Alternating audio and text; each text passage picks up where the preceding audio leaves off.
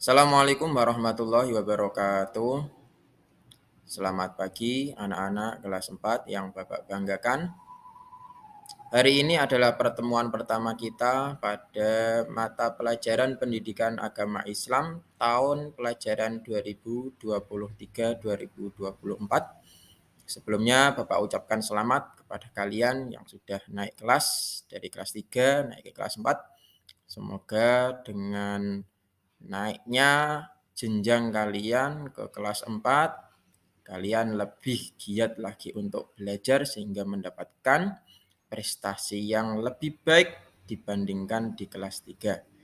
Sebelum pelajaran kita mulai, marilah kita berdoa terlebih dahulu supaya apa yang kita pelajari pada pertemuan kali ini Allah meridhoi dan ilmu yang kita dapatkan nanti bermanfaat untuk diri kita sendiri dan orang lain. Amin ya rabbal alamin. Bapak pimpin, anak-anak menirukan. A'udzu billahi minasyaitonir rajim. Bismillahirrahmanirrahim. Raditu billahi rabba wa bil islami dina wa bi Muhammadin nabiyyan wa rasula. Rabbi zidni ilman nafi'a warzuqni fahma.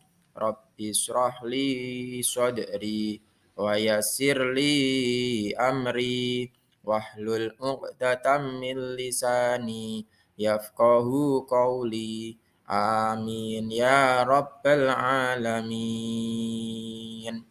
Baik, anak-anak kelas 4 yang Bapak banggakan. Materi pertama kita yaitu mari belajar Quran surat Al-Hujurat ayat 13. Pada materi kali ini nanti kalian akan belajar bersama Bapak untuk cara membaca surat Al-Hujurat ayat 13 dengan baik dan benar sesuai dengan ilmu tajwid. Sebelum kita belajar cara membaca surat Al-Hujurat ayat 13, Bapak akan mengenalkan kepada kalian supaya kalian tahu apa itu surat Al-Hujurat ayat 13. Anak-anak, surat Al-Hujurat adalah bagian dari surat yang ada di dalam Al-Quran. Nama Al-Hujurat diambil dari lafal Al-Hujurat pada ayat keempat.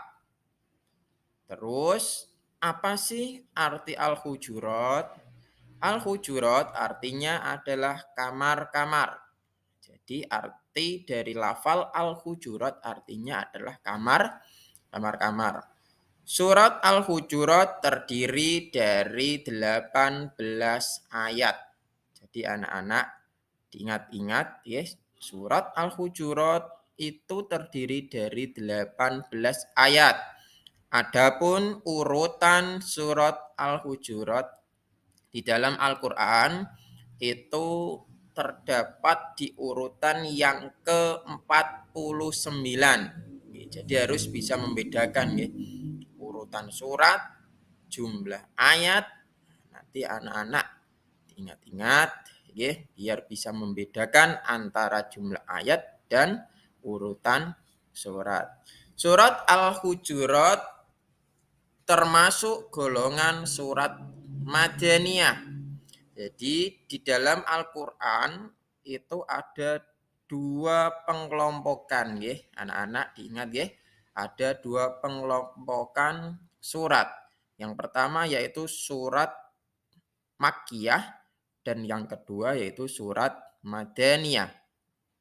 Surat Makkiyah adalah surat yang diturunkan di kota Mekah sebelum Nabi Muhammad SAW hijrah ke kota Madinah. Makanya disebut dengan Makkiyah karena diturunkan di kota Mekah. Lah, kalau surat Al-Hujurat ini adalah bagian dari surat Madaniyah, artinya surat yang diturunkan di kota Madinah setelah Nabi hijrah di kota Madinah. Makanya disebut dengan surat Madaniyah. Anak-anak, coba dilihat gambar yang ada di depan kalian. Ada 2 gambar yang ada di depan layar kalian. Gambar yang pertama yaitu gambar di mana Bapak Guru memberikan contoh di depan kalian cara membaca Al-Quran yang baik dan benar sesuai dengan ilmu tajwid. Jadi kalau kita membaca Al-Quran itu harus menggunakan ilmu tajwid karena Al-Quran adalah kalam Allah. Kita tidak boleh membacanya asal-asalan.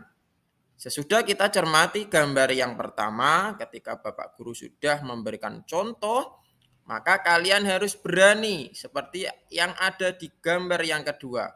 Salah satu dari siswa berani untuk membaca surat Al-Hujurat di depan teman-temannya.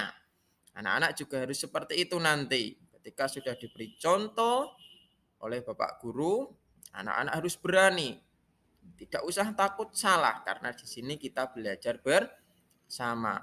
Anak-anak harus belajar percaya diri untuk menunjukkan kalau kalian adalah anak-anak yang soleh, anak-anak yang pandai dalam membaca Al-Quran. Anak-anak, sebelum membaca Al-Quran, maka kita harus memperhatikan tata cara membaca Al-Quran atau disebut dengan adab membaca Al-Quran. Jadi ada hal-hal yang harus kita lakukan sebelum kita membaca Al-Quran. Yang pertama adalah membaca ta'awudz. Bagaimana bunyi ta'awudz? Bunyinya adalah A'udzu billahi minasyaitonir rajim. Itu namanya adalah ta'awudz. Setelah membaca ta'awudz, kita harus membaca bismillah. Bagaimana bunyi bismillah? Bismillahirrahmanirrahim. Setelah membaca bismillah, di dalam membaca Al-Quran, kita harus membaca secara tartil. Tartil itu apa Pak Guru? Tartil adalah membaca Al-Quran secara perlahan, tidak terburu-buru, dengan tajwid dan makhraj yang jelas dan benar. Jadi ketika anak-anak membaca Al-Quran, yang pertama yaitu kita harus membaca ta'awudz. Kemudian dilanjutkan dengan membaca bismillah, baru kita membaca surat yang kita baca dengan memperhatikan ilmu tajwidnya, makhorijul hurufnya, dan kita baca secara perlahan, tidak terburu-buru, biar bacaan kita benar, fasih, dan tidak ada yang salah. Baik anak-anak, kita langsung mempraktekkan cara membaca surat Al-Hujurat ayat ke-13. Kali ini Bapak akan memberikan contoh kepada anak-anak bagaimana cara membaca Al-Quran surat Al-Hujurat ayat 13 yang baik dan benar sesuai dengan ilmu tajwid. Maka Bapak mohon anak-anak memperhatikan. Setelah nanti Bapak Guru memberikan contoh, anak-anak diharapkan bisa untuk membaca surat Al-Hujurat dengan benar. Baik, langsung saja Bapak akan berikan contoh. Silakan anak-anak diperhatikan. A'udzu billahi minasyaitonir rajim. Bismillahirrahmanirrahim. Ya ayyuhan nasu inna khalaqnakum min dzakarin wa untha min dzakarin wa untha waj'alnakum syu'uban wa qabaila lita'arafu. Inna akramakum indallahi atqakum. Innallaha alimun khabir. Shadaqallahul adzim. Itu adalah cara membaca surat Al-Hujurat dengan baik dan benar. Anak-anak ketika membaca ayat-ayat Al-Quran yang panjang, kalau nafas kita tidak kuat, boleh kita tanafus. Tanafus artinya adalah boleh berhenti untuk mengambil nafas. Kemudian nanti kita lanjutkan. Anak-anak, dalam membaca surat Al-Hujurat ayat 13, kalian harus memperhatikan beberapa lafal yang berkaitan dengan ilmu tajwidnya. Di sini Bapak sudah memberikan contoh. Ada 5 contoh yang harus kalian perhatikan. Yang pertama yaitu lafal ya ayyuha. Ya-nya harus dibaca panjang karena disebut dengan mad jaiz munfasil. Panjangnya yaitu 5 ketukan. Jadi panjang. Ya ayyuha. Tidak boleh ya ayyuha. Salah. Harus dibaca panjang. Yang kedua yaitu lafal an-nasu. Ya ayyuhan nasu. Huruf non. Huruf non kalau kalian lihat itu di atasnya ada harokat tasdid. Maka harus dibaca gunnah. Gunnah artinya mendengung. Cara bacanya mendengung 2 harokat. Jadi huruf gunnah itu ada 2, yaitu non dan mem yang bertasjid. Lafal yang ketiga yaitu khalaqnakum. Kalau kalian lihat di layar kalian ada huruf qaf yang mati di tengah kalimat. Khalaqnakum. Maka cara membacanya yaitu harus dipantulkan huruf qaf yang mati itu. Khalaqnakum. Itu yang benar, tidak boleh khalaqnakum. Salah. Harus pantul. Khalaqnakum. Dan yang keempat yaitu lafal min dzakarin. Min dzakarin disebut dengan ikhfa. Ikhfa hakiki. Artinya menyamarkan dengan membaca dengung. Min dzakarin. Tidak boleh min dzakarin. Salah. Yang betul yaitu min dzakarin. Itu dan yang kelima yaitu lafal syu'uba wa qabaila. Ada tanwin fathah bertemu wawu. Wawu adalah bagian dari huruf gunnah. Maka cara membacanya yaitu memasukkan ke dalam huruf sesudahnya. Jadi tanwin dimasukkan ke dalam huruf sesudahnya. Itu gombi gunnah. Kalau ada tanwin atau non sukun bertemu dengan huruf ya, non, mem, wawu, maka cara membacanya harus dimasukkan ke dalam huruf sesudahnya. Su'ubau. Tidak boleh syu'uban wa qabaila. Salah. Yang betul yaitu syu'ubau wa qabaila. Selanjutnya yaitu lafal inna akramakum indallah. Kita lihat di depan layar kalian ada huruf mem sukun ketemu ain. Nah, sekarang kita akan belajar hukum mem sukun. Mem sukun ketemu ain disebut dengan idhar syafawi. Cara membacanya yaitu dibaca dengan jelas memnya. Akramakum Tidak boleh akramakum salah. Yang betul yaitu inna akramakum indallahi. Maka kalau kalian bertemu atau menemukan mem sukun bertemu dengan huruf hijaiyah selain mem dan ba, maka disebut dengan idhar syafawi. Cara membacanya harus jelas. Yang kedua yaitu lafal innallaha. Tadi Bapak sudah jelaskan kalau ada non atau mem bertasydid maka disebut dengan gunna musyaddadah. Cara membacanya yaitu dengan dua harokat. Innallaha alimun khabir. Yang ketiga yaitu lafal alimun khabir. Ada tanwin dhammah ketemu dengan kha, maka disebut dengan idhar halqi. Nah, kalau tadi ada idhar syafawi, kalau ini namanya idhar halqi.